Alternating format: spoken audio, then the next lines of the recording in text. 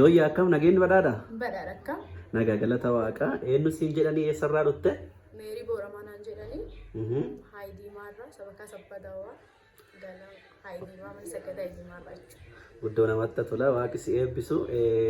Anfaarfataa galma uddeessaati har'a gaaffii fideebii xiqqoo isii waliin tolchina.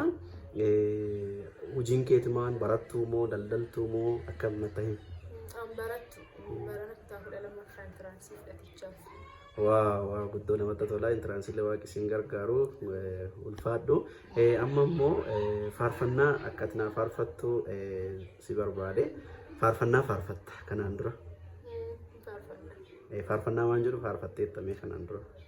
Hedduu keessaa kam faarfannaan guddoo jaalladhu tokkotti jira. Atilleen jaallattan natti fakkaata. Faarfannaa Maaraanaataa jedhu. Waa'ee dhufaatii gooftaa Yesuus Kiristoosii faarsiteen jira.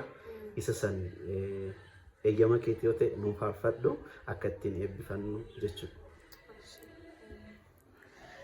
Ergamtooti isa marsanii maqaa isaa ol qabaa faarsanii qulqullooti ol yaadinnaasanii hin dhufaa numa dhufa Yesuus mootiini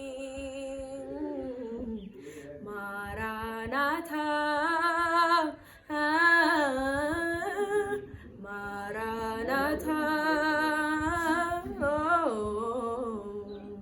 Maranathaa Maranathaa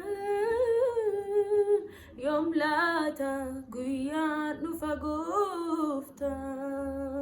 Waaw gooftaan si eebbisu waraaf gadaan keeti ka eebbaa haa ta'u waaqi si eebbisu horii bulii deeban.